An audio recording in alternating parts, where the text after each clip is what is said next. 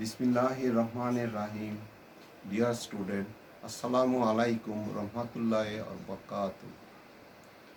Today topics is the continuation of adrenal gland. You know, adrenal gland is distinct in two parts. One is medulla, another is cortex. During intrauterine life or fetal life, the adrenal gland is very large. That time it secretes androgen.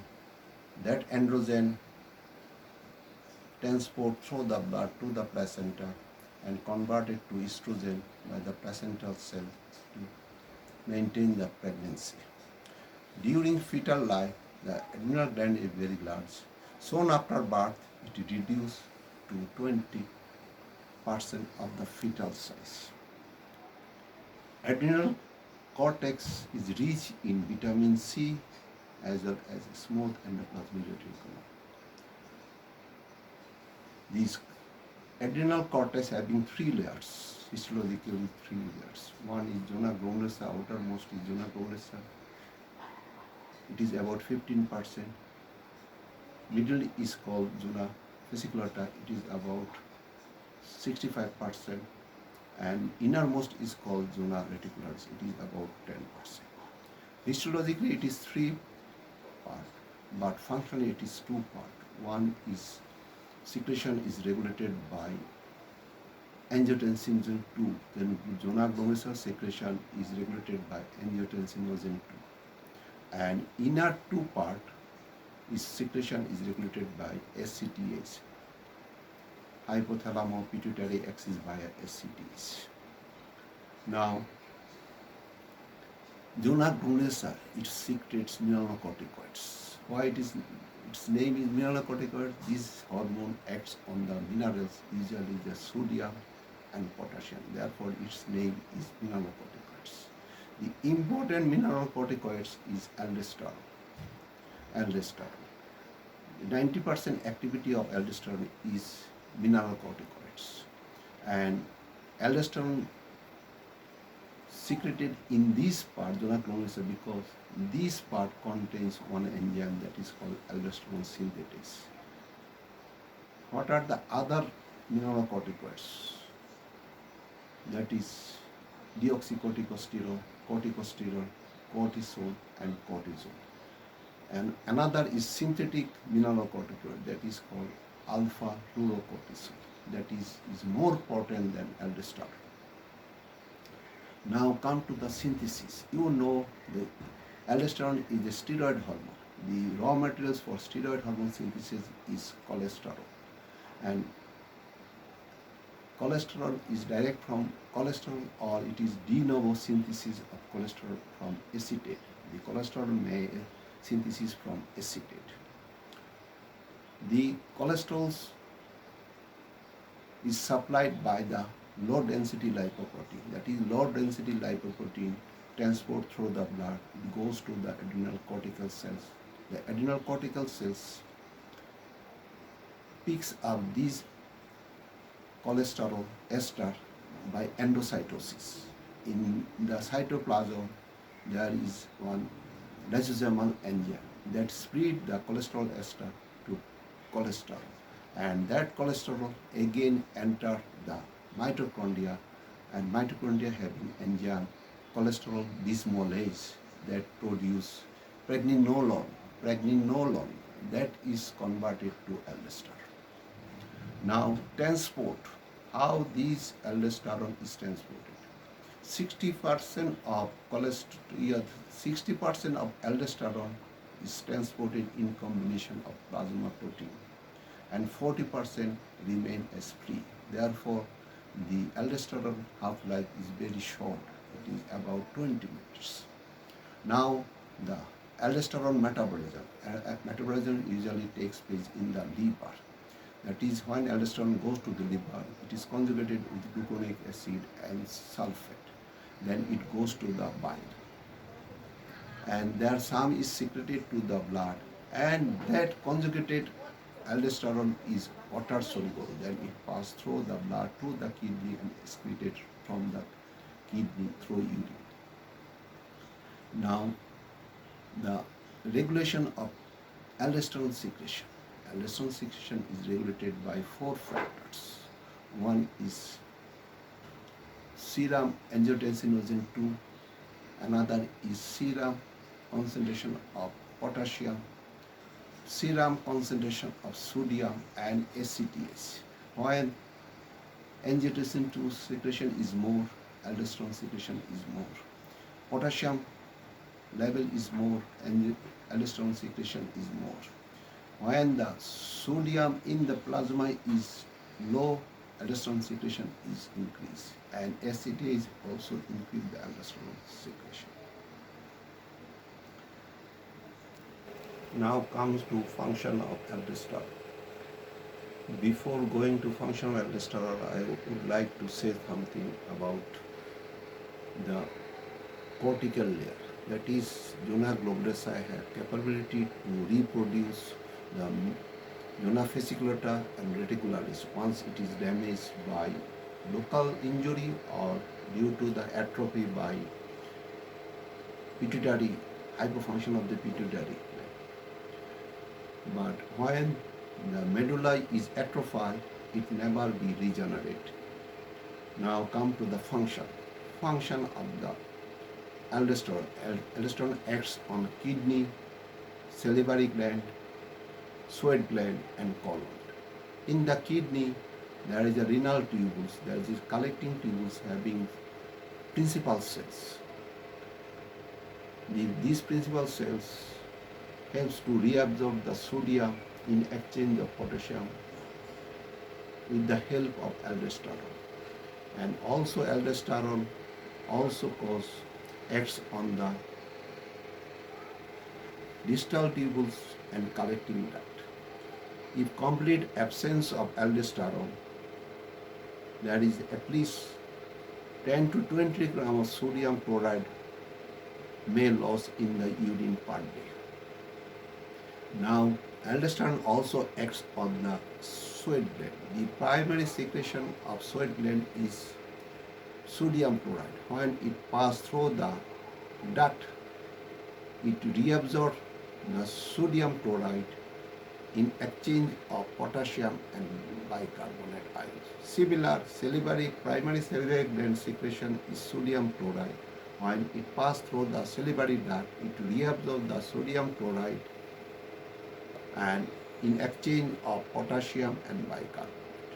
In colon, it causes absorption, not reabsorption. In colon, it causes absorption of the sodium chloride from colon.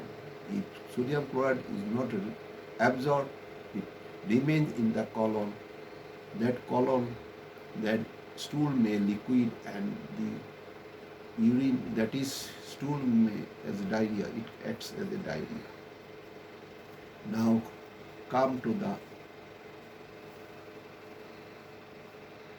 intercalated cells, the renal tubules, that is cortical collecting tubules. There is the intercalated cells. The intercalated cells also helps to reabsorb of sodium in exchange of hydrogen ion. That is, aldosterone also acts on the intercalated cells. That intercalated cells present in the cortical collecting tubules that helps to reabsorb the sodium in exchange of hydrogen ion, and that times may develop some metabolic alkalosis. Now come to the what is aldosterone escape. What is aldosterone escape? Aldosterone escape, when there is hypersecretion of aldosterone, it causes increased reabsorption of sodium chloride. When sodium chloride is reabsorbed, water will be reabsorbed. Then ECF will be increased 5 to 15%. And when the ECF is increased 5 to 15%, blood pressure also increase 15 to 25% millimeter. The blood pressure will increase 15 to 25 millimeter of mercury. That increase the renal arterial pressure. When renal arterial pressure is increased, it causes nitriuresis, that is increased excretion of sodium through the renal tubules, and also water excrete more, that is called pressure diuresis. That returns the sodium chloride more or less normal in the plasma. in spite of increased secretion of aldosterone, there is sodium concentration in the plasma more or less, that is called aldosterone escape. Another is hypersecretion of aldosterone, that is called hypernatremia and hypokalemia. That is, hypokalemia also causes cardiac toxicity. And when the decreased secretion of aldosterone, there is hyperkalemia and hyponatremia. Hyperkalemia also causes cardiac toxicity.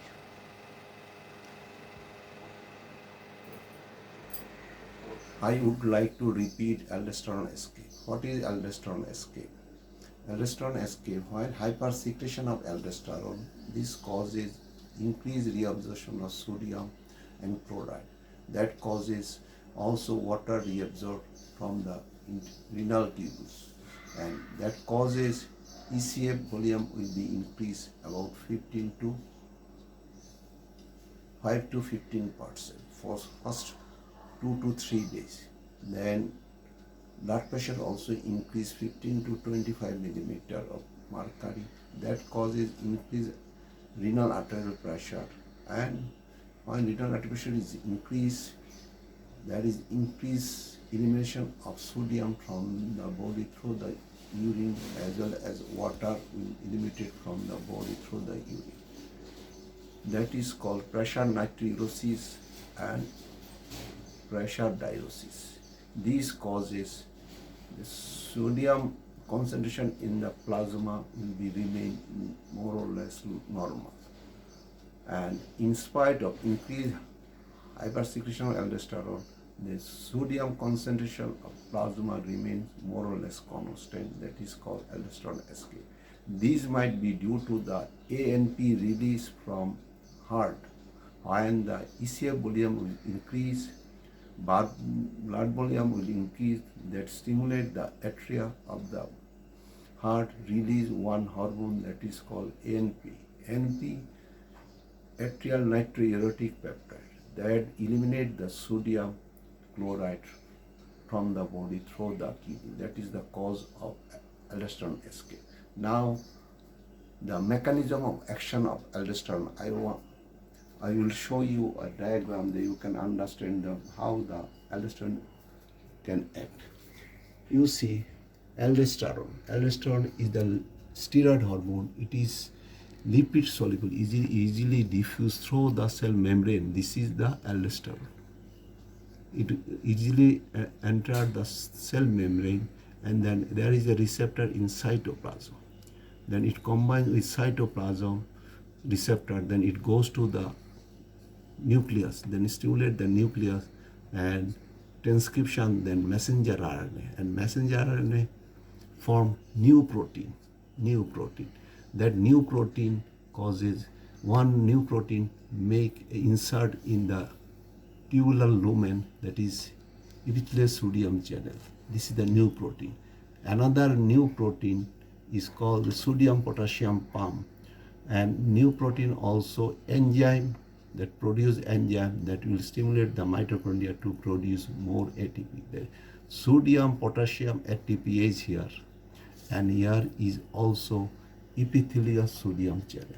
This causes diffusion of sodium from the renal tubules to the cell. Then again here the basolateral portion of the cell membrane, the sodium pump out, 3 sodium come out in exchange of 3 sodium, 2 potassium enter in the cell.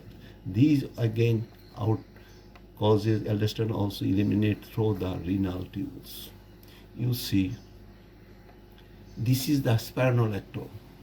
It is the one of the diuretics. It causes potassium sparing diuretics.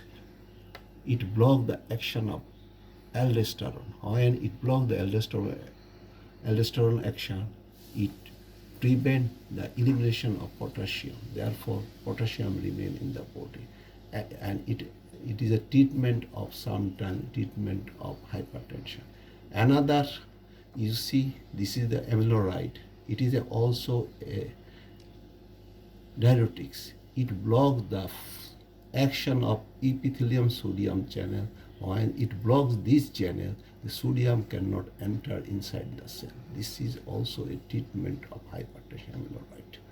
This is the mechanism of action of aldosterone. Aldosterone is the steroid hormone. Therefore, it is the, if you understand this, you can clearly explain what is this is aldosterone. Now, mechanism is finished. Now, that is I want to show you a figure how the aldosterone secretion will be regulated by angiotensinogen 2. You see when the perfusion of renal arterial pressure is decreased, it stimulates the juxtagonal cells to release more renin. That renin split the angiotensinogen to angiotensin 1. Then again angiotensin 1 is converted to angiotensinogen 2 by angiotensin converting enzyme. Then angiotensin 2 stimulates the zona glomerulus to secrete more aldosterone. Aldosterone with a decreased sodium excretion and water excretion. That will increase the intercellular fluid volume, and intercellular fluid volume will increase the blood pressure and increase the renal arterial pressure and increase the pressure. Now, disorder of aldosterone. What are the disorder of aldosterone?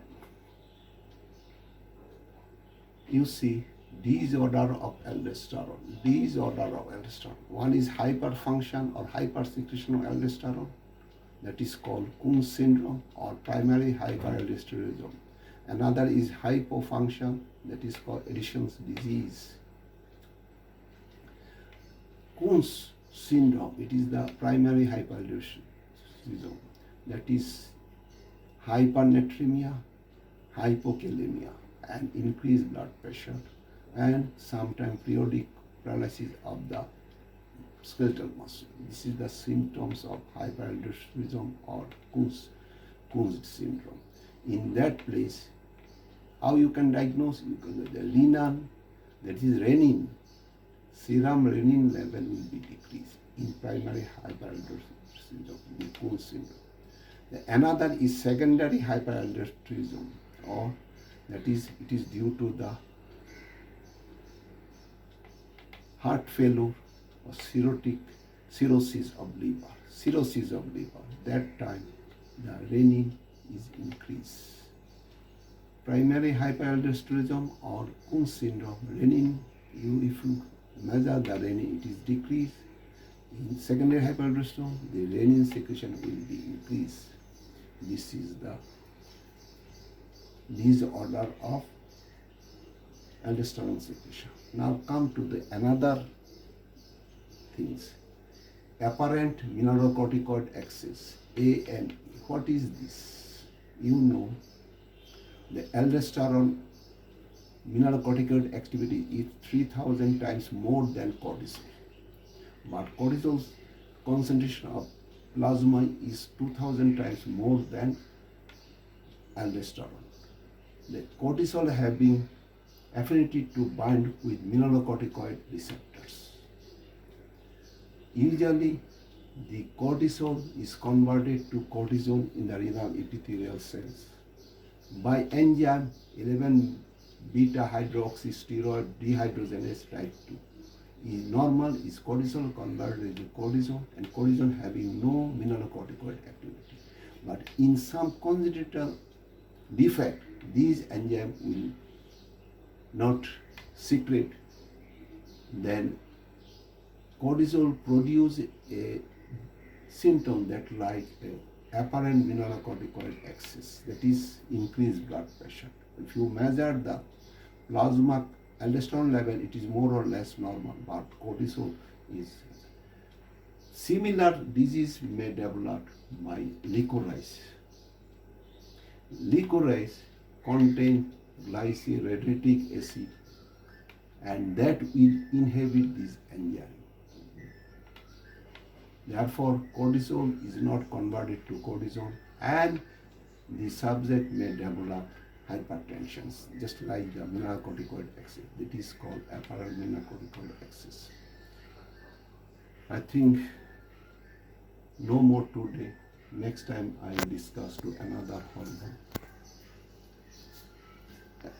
I think if anything remaining, you go to book and read. This is the enough for you. Very important, the function of aldosterone. Now, what is the aldosterone escape? Very important Bible question. And function of aldosterone. Aldosterone acts on kidney, aldosterone acts on salivary gland, aldosterone acts on sweat gland, aldosterone acts on colon. I think today is enough. Thank you, sir. Assalamu alaikum.